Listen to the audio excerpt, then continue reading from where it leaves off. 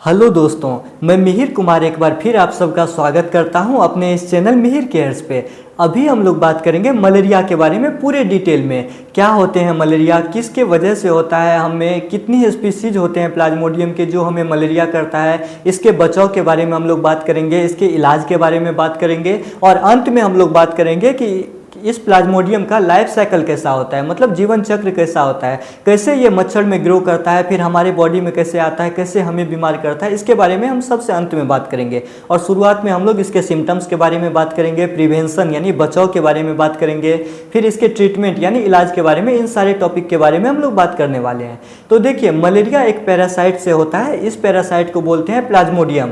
Plasmodium के कई सारे स्पीसीज होते हैं, लेकिन सब मलेरिया नहीं करता। कुछ ही स्पीसीज ऐसे होते हैं जो मलेरिया करता है और उनमें से गिना चुना स्पीसीज होता है। जैसे 4 ही होता था पहले, लेकिन अब एक नया स्पीसीज भी जुड़ चुका है जो साउथ एशिया वाले पार्ट जैसे इंडिया सब में ज़्यादा प्रभावित करता है, ज़्यादा लोगों को कर रहा है, नया नई में कोर्स किया है और लोगों को बीमार कर रहा है। तो इन सारे 5 स्पीसीज पे हम लोग बात करेंगे।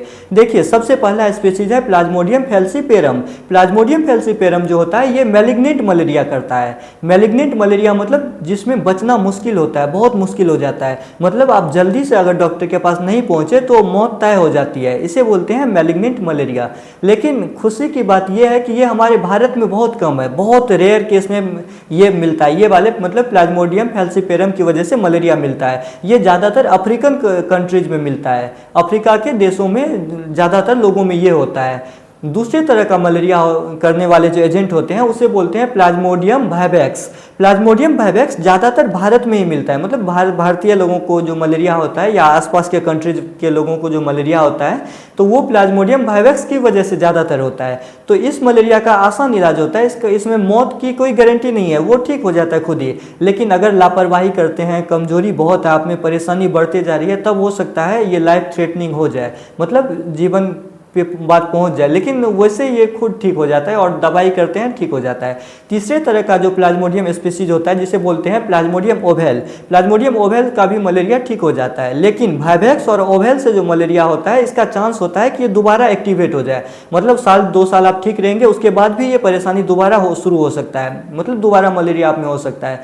तो ये वाइवेक्स ओवेल का लक्षण भी होता है, निशानी भी होता है, और कैसे दोबारा शुरू होता है इस पर हम लोग इसी वीडियो में लास्ट में बात करेंगे। और चौथा होता है प्लाज्मोडियम मलेरिये।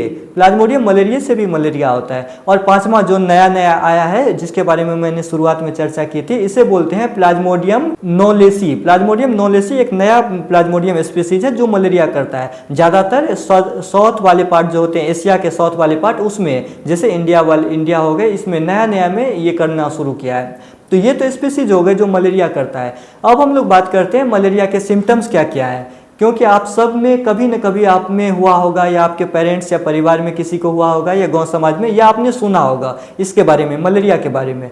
तो अभी हम लोग बात करते हैं इसके सिम्टम्स क्या होते हैं।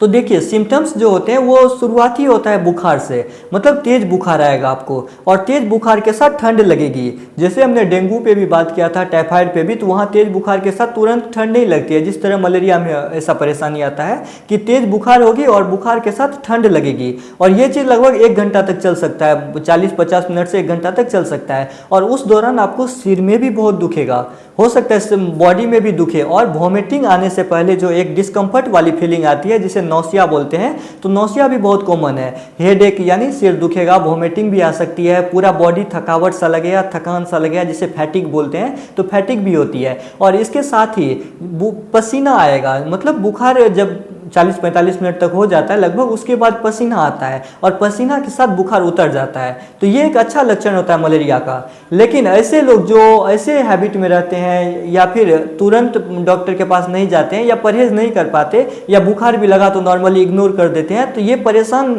कर सकता है आपको ज़्यादा। ये आपको कोमा में भी ले जा सकता है। कोमा आपने सुना होगा, जैसे ये पिक्चर में देखिए, तो यहाँ पे एक पेशेंट है जो कोमा में लेटा हुआ है, तो मलेरिया आपको कोमा तक में पहुँचा सकता है। ये खतरनाक होता है। हाँ, इलाज संभव है, आसान इलाज है, लेकिन ये खतरनाक होता है।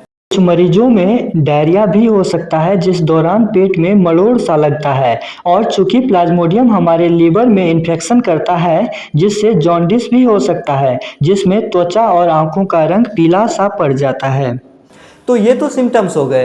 अब हम लोग बात करते हैं कि मच्छर के काटने से लेकर के ये कितने समय में ये सिम्टम्स आएंगे। तो देखिए 10 से 15 दिन के बीच में सिम्टम्स आते हैं, मतलब आज मच्छर आपको काटा तो 10 से 15 दिन में ये सिम्टम्स आएंगे। और कौन मच्छर के काटने से होता है, तो इस मच्छर को बोलते हैं फीमेल एनोफिलीज मॉस्किटो, मतलब फीमेल एनोफिलीज मॉस्किटो, ये नाम है उस मच्छर का, जिसका तस्वीर आप यहाँ देखिए। ये फीमेल एनोफिलीज मॉस्किटो है जिसके काटने से मलेरिया होता है। और ये मच्छर की खास बात है कि ये मच्छर रात में ज़्यादा काटता है। जैसे डेंगू जो फैलाती थी फीमेल एडिज मॉस्किटो, तो वो फीमेल एडिज मॉस्किटो ज़्यादातर दिन के समय में काटती थी, मतलब सुबह के समय और शाम के समय में ज़्यादा काटती थी फीमेल एडिज मॉस्किटो जो डेंगू फैलाती थी। लेकिन फीमेल एनोफिलीज, ये जो तस्वीर देख रहे हैं आप, फीमेल एनोफिलीज मॉस्किटो, ये ज़्यादातर रात के समय में काटती है।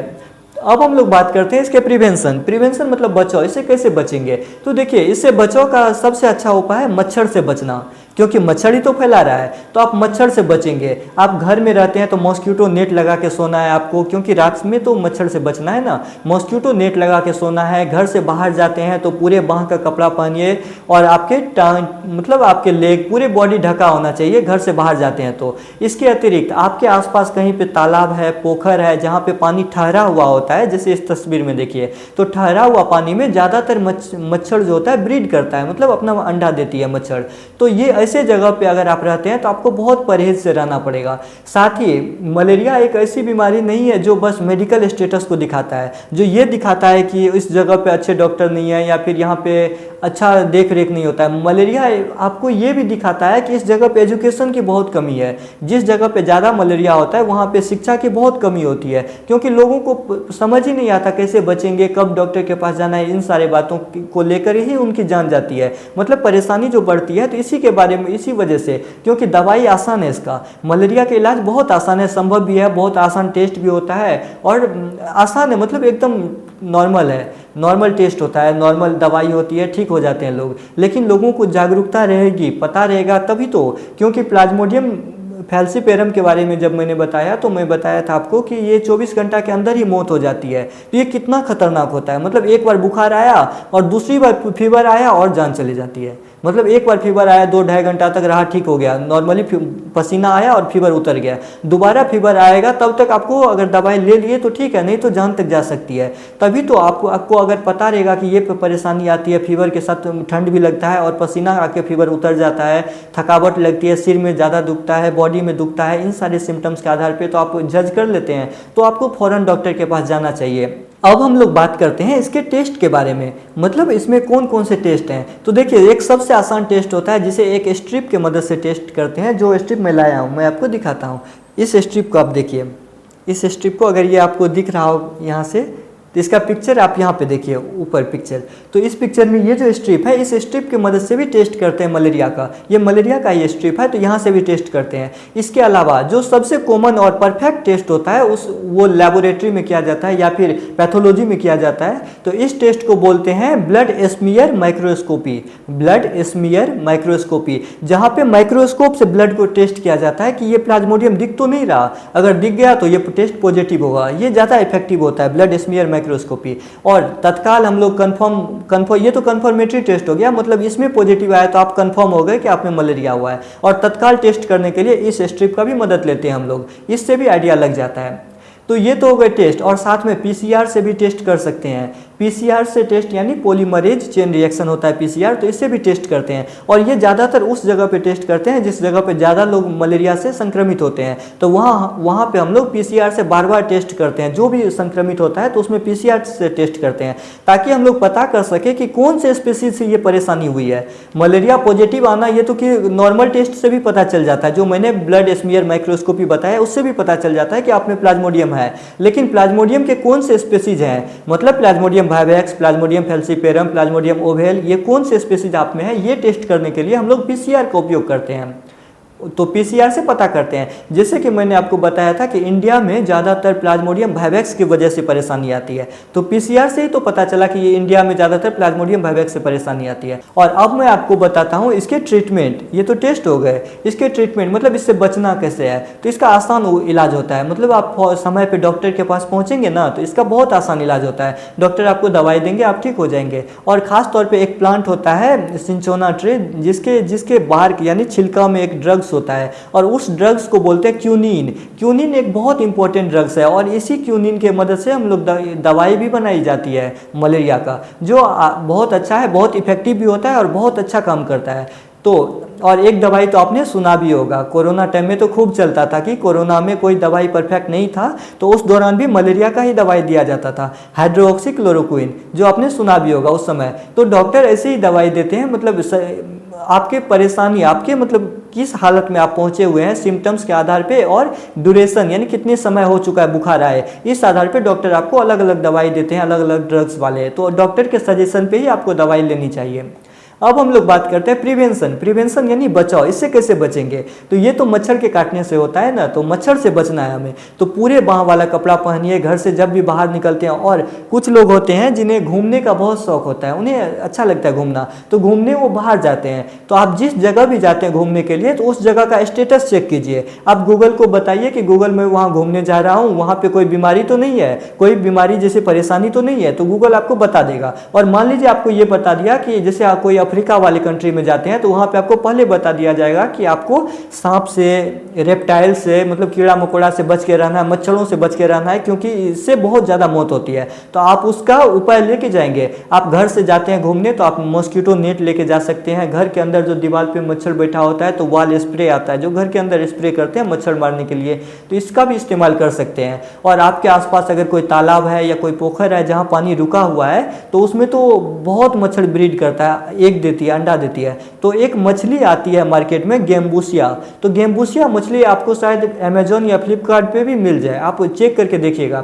तो ये मछली को आपको ऑर्डर करना है, ऑर्डर कर लीजिए, 3-4 मछली मंगा लीजिए और आसपास जो तालाब पोखर है उसमें डाल दीजिए। ये मछली मच्छर का लार्वा को खाता है, लार्वा यानी अंडा, मच्छर के अंडा को खाता है ये मछली, तो इससे मच्छर का पॉपुलेशन कंट्रोल में रहेगा। ठीक है, तो अब हम लोग बात करते हैं प्लाज्मोडियम के लाइफ साइकिल के बारे में। लाइफ साइकिल यानी प्लाज्मोडियम कैसे बढ़ता है, कैसे मच्छर में इन्फेक्ट करता है, कैसे हम में आता है। तो देखिए, सबसे पहले कोई इन्फेक्टेड इंसान को जब फीमेल एनोफ्लीज मॉस्किटो यानी मच्छर काटती है, तो वो मच्छर उसका खून चूसती है और खून में उस इन्फेक्टेड इंसान, कोई भी इन्फेक्टेड इंसान जिसमें मलेरिया होता है, उसके खून में गैमेटोसाइट होता है, उसके ब्लड में गैमेटोसाइट होता है। तो मच्छर जब उसका खून चूसती है, तो खून के साथ साथ वो गैमेटोसाइट को भी अंदर ले लेती है, मतलब खून के साथ साथ गैमेटोसाइट भी उसके पेट में चला गया।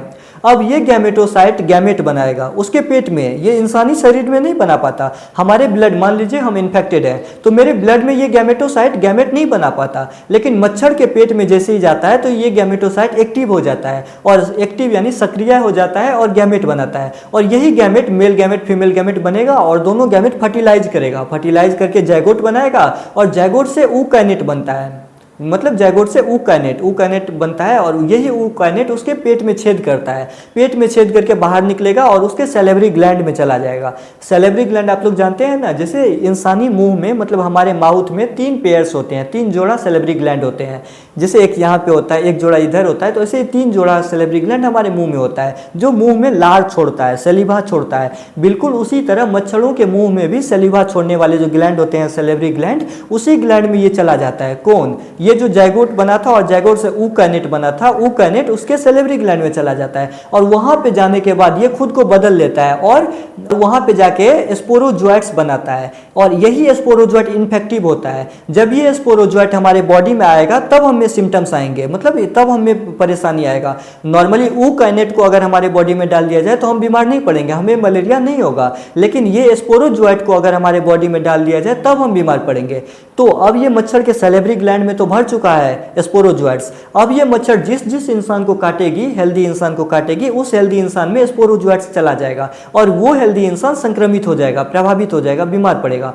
तो वो इंसान बीमार कैसे पड़ता है, ये तो अभी हमने देखा मच्छर में ये प्लाज्मोडियम कैसे ग्रो करता है। अब हम लोग देखते हैं इंसान में। मान लीजिए इन्फेक्टेड मच्छर किसी इंसान को काटा, तो इंसान के ब्लड में तो डाल दिए स्पोरोजोइट्स को, इंसान के ब्लड में डाल दिए। अब ये स्पोरोजोइट्स घूम फिर के उसके लीवर में जाएगा, लीवर यहाँ पे होता है यानी कलेजा, तो तो उसके कलेजा यानी लीवर में जाएगा, और लीवर में जाने के बाद ये क्या करेगा, तो लीवर में जाने के बाद ये लीवर के सेल में जाएगा, जहाँ पे ये अपना नंबर बढ़ाएगा। ये जो प्लाज्मोडियम उसके लीवर में पहुंचा स्पोरोजोइट्स के फॉर्म में, तो स्पोरोजोइट के रूप में जो पहुंचा, तो ये अपना नंबर बढ़ाएगा, मतलब 1 से 2, 2 से 3, 2 से 4, 4 से 8, 8 से 16, 32 ऐसे करके बहुत हो जाएगा।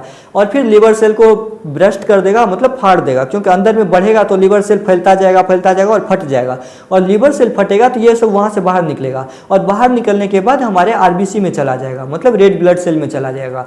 तो लीवर सेल में जो स्पोरोजोइट्स जाता था और वहाँ से जो बाहर निकलता था, तो उसको बोलते हैं मेरोजोइट्स, जो आपको याद नहीं रखना। अगर आप मेडिकल के स्टूडेंट हैं तो आपको ये सब याद रखना है, आपको टर्म याद नहीं रखना, आपको सिम्टम्स देखना है, परेशानी देखना है, इलाज के बारे में देखना है कि इलाज संभव है कि नहीं, ये सब जानना है आपको। लेकिन अगर आप एक मेडिकल स्टूडेंट हैं, मेडिकल की तैयारी कर रहे हैं, तो आपके लिए ये बहुत हेल्पफुल है, आपको सारे टर्म्स याद रखने हैं। तो लीवर से जो ये निकलते हैं स्पोरोजोइट्स, उसको बोलते हैं मेरोजोइट्स। अब यही मेरोजोइट हमारे आरबीसी के अंदर जाएगा, और आरबीसी के अंदर भी अपना नंबर बढ़ाएगा, मतलब 1 से 2, 2 से 4, 4 से 8, 16 ऐसे नंबर बढ़ाएगा, और आरबीसी को ब्रस्ट करवा देगा।